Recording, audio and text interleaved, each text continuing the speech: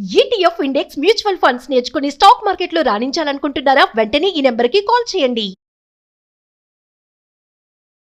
నమస్తే, welcome back to Suman TV. Present మనతో పాటు ఉన్నారు తోడు నీడ ఆర్గనైజేషన్ ఫౌండర్ రాజేశ్వరి మేడం. నమస్తే మ్యామ్. నమస్తే రవీణ. మేడం, వైజాగ్ గాజువాక మౌనిక కేసు మీరు వినే ఉంటారు, ఆల్రెడీ ఫాలో అవుతున్నారు. అది పెద్ద చాలా సెన్సేషనల్ అయిపోయింది. అసలు ఇంత దారుణం అంటే మనిషిని అట్లా చంపేయడం అనేది గతంలో మనం ఢిల్లీలో కూడా జరిగింది, ఇలాంటిదే మీర్పేటలో జరిగింది. ఇప్పుడు ఇక్కడ చాలా జరుగుతున్నాయి, ఎక్కువ అవుతున్నాయి. ఈ డేటింగ్ యాప్స్ అని ప్రేమిస్తున్నారు, స్నేహం చేస్తున్నారు, తర్వాత వదిలించేసుకోవాలనే క్రమంలో ఇలా చంపేయడం అనేది జరుగుతుంది. అంటే ఇక్కడ ఎవరిది తప్పు అంటే తప్పు ఒప్పుని ఎవరిది చెప్పడం కంటే అమ్మ, ఇది ఆవేశం, క్షణికావేశం. ఆవేశంలో ఆ తాత్కాలికంగా వచ్చే కోపంలో వాళ్ళు ఏం చేస్తున్నారో తెలియకపోవటం. అసలు అన్నింటికంటే స్టార్టింగ్ డేటింగ్ యాప్స్. ఈ డేటింగ్ యాప్లో పరిచయం అయ్యారు. ఆడపిల్లలు ఎందుకు డేటింగ్ యాప్కి వెళ్తున్నారు అంటే వీళ్ళకి కూడా అలాంటి ఉద్దేశం ఉంటేనే కదా, సెక్స్ మీద ఇంట్రెస్ట్ ఉంటేనే కదా డేటింగ్ యాప్కి వెళ్తారు. ఫేస్బుక్లు, ట్విట్టర్లు, రీల్స్, డేటింగ్ యాప్లు ఇలాంటివి ఏవైతే దురలవాట్లు చేసుకోకూడదో అవన్నీ టీనేజ్ అమ్మాయిలు అందరూ చేసుకుంటున్నారు. ఒకళ్ళో ఇద్దరు మంచి వాళ్ళు ఉండొచ్చు, కానీ ఎక్కువ మంది ఇలాగే ఉన్నారు. అమ్మాయి తండ్రి చెప్పాడు, మా పిల్ల చాలా మంచిది, చాలా అమాయకురాలని. వాళ్ళని విమర్శించడం కాదు, మీ పిల్ల అంత మంచిదైతే అసలు డేటింగ్ యాప్లోకి ఎలా వెళ్ళింది? 3 సంవత్సరాలు 21 నుంచి అతనితో స్నేహం ఎలా చేసింది? 23 తర్వాత కదా బ్రేకప్ అయింది. మీకేం తెలుసు అమ్మాయి గురించి? వాళ్ళు అనుకుంటున్నారు మా అమ్మాయి చాలా మంచిదని. ప్రతి వాళ్ళకి ఇప్పుడు ఈ అబ్బాయి తల్లిదండ్రులకు కూడా అబ్బాయి చాలా మంచివాడే, కానీ బయటకు వచ్చేటప్పటికి అసలు వాళ్ళ పర్సనాలిటీ ఏం మారిపోతుంది. ఇంట్లో ఒకలా ఉంటారు, బయటకు వచ్చేవాడికి ఒకలా ఉంటారు. బయటకు వచ్చేప్పటికి ఫ్రెండ్స్, షికార్లు, తిరుగుళ్ళు, ఇలాగా ఈ డేటింగ్ యాప్స్ లాంటి వాటిలో కలవటం. అసలు నాకు అర్థం కాని విషయం ఏంటంటే, ఇలాంటి యాప్స్ని ఎందుకు ప్రమోట్ చేస్తున్నారో నాకు అర్థం కాదు. అలాంటి వాటి మీద ఎందుకు యాక్షన్ తీసుకోరు? మరి అలాంటి యాప్స్ని దీని మీద ఎవరో ఉంటారు కదా కంట్రోల్ చేసేవాళ్ళు, వాళ్ళు ఎందుకు ఇలాంటివి యాక్సెప్ట్ చేస్తున్నారు? దాన్ని వాళ్ళు ఎందుకు డిలీట్ చేయరు? వాళ్ళకి ఎందుకు పర్మిషన్ ఇస్తున్నారు? డేటింగ్ యాప్ పర్మిషన్ ఇస్తే కదా యాప్లో అందరూ ఎత్తుక్కుంటారు. ఎంతమంది ఫేస్బుక్లో పెళ్ళిళ్ళు చేసుకుని, ఫేస్బుక్లో పరిచయాలు అయ్యి విడిపోయి, ఇలా చంపేసుకుని చచ్చిపోయి, లేదా పిల్లలున్న భర్త పిల్లలున్న ఆవిడ ఇంకొకటితో విడిపోయి ఇల్లీగల్ రిలేషన్కి వెళ్ళిపోయి, ఇవన్నీ ఫేస్బుక్లో పరిచయాలు. ఎందుకు అవుతున్నాయి ఇలాగా?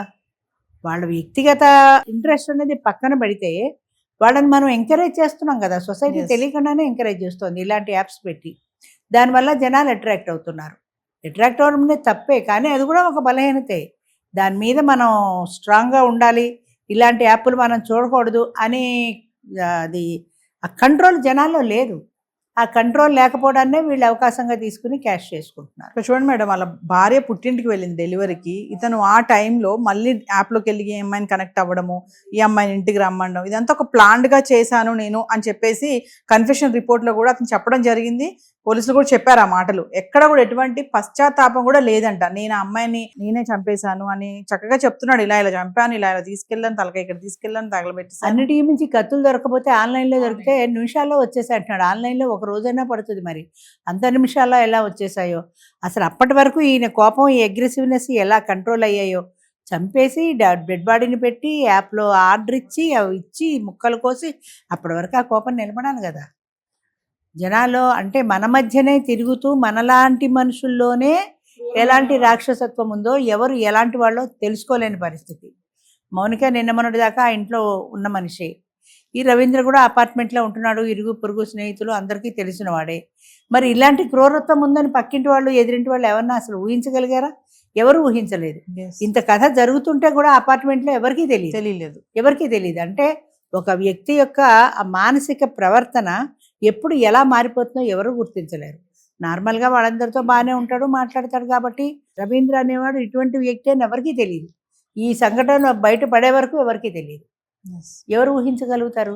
తీరిగ్గా ఆన్లైన్లో ఆర్డర్ చేసి, కత్తులు తెచ్చుకొని, కత్తితో కోసి ముక్కలు చేసి, మళ్ళీ కారులో తీసుకెళ్ళి అక్కడెక్కడో పడేసి, మిగతా భాగాలేమో ఫ్రిడ్జ్లో పెట్టి, ఇంకొక ప్లాస్టిక్ కవర్లోనో పెట్టిలోనో పెట్టి, ఇంట్లో పెట్టి, ఇంత ప్లాన్డ్గా ఎలా చేశాడో? అసలు ఇన్ని ప్లాన్స్ అబ్బాయి మైండ్లో ఎలా వచ్చాయి? మళ్ళీ అబ్బాయి ఒక సెంట్రల్ గవర్నమెంట్ ఎంప్లాయీ అయ్యుండి, ఒక నేవీ ఆఫీసర్ ఉండి, అంత ఎడ్యుకేటెడ్ ఫెలో అయ్యుండి కూడా, భార్య ఉండి అమ్మాయి డెలివరీకి వెళ్ళిపోతే ఈలోగా ఇంకొకళ్ళని వెతుక్కోవాలనుకోవడం, అది దాన్ని ఏ రకమైన తప్పని చెప్తే అర్థమవుతుంది జనాలకి.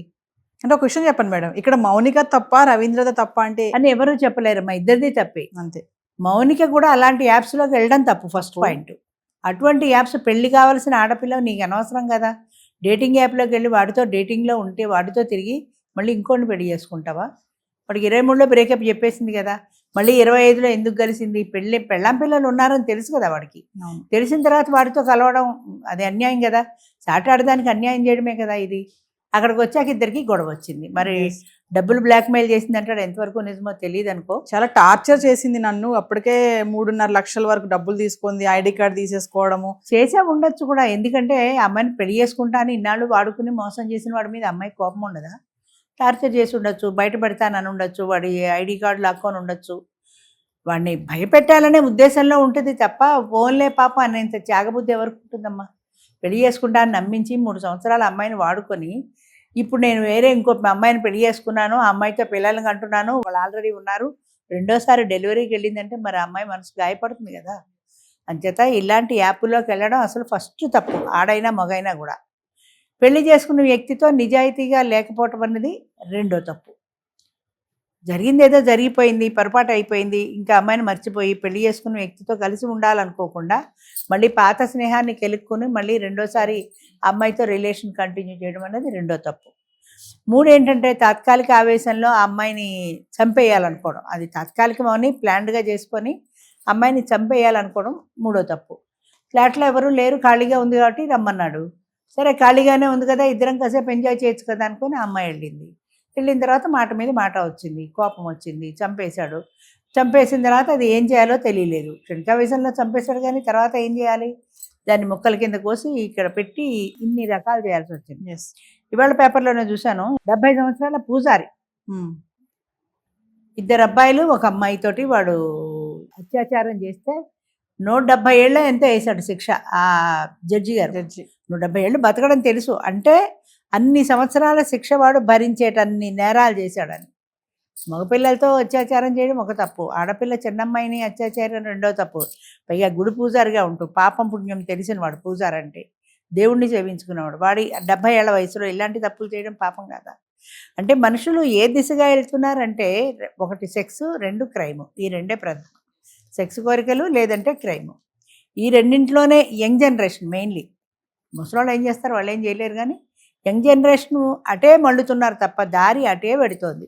దానికి సగం కారణం యూట్యూబ్ ఛానల్స్, డేటింగ్ యాప్స్, ఇంకా వీళ్ళని రెచ్చగొట్టేలాంటివి. చాలామంది అమ్మాయిలు అప్పుడప్పుడు చూస్తుంటాను నేను, యూట్యూబ్లోనే ఎందులోనో కనబడతారు, ఒక ఫోటో వేస్తారు, అమ్మాయి కాంటాక్ట్ నెంబర్ ఇస్తారు. ఎంత అసభ్యంగా పెడుతుందంటే కింద, నేను చాలా అందంగా ఉంటాను, నా వయసు ఇది, నన్ను సుఖపెట్టే మగాడు కావాలి, ఏంటేంటో చూడడానికి కూడా దరిద్రం వేస్తుంది. మరి ఇలాంటివి ఎలా ఎంకరేజ్ చేస్తున్నారు?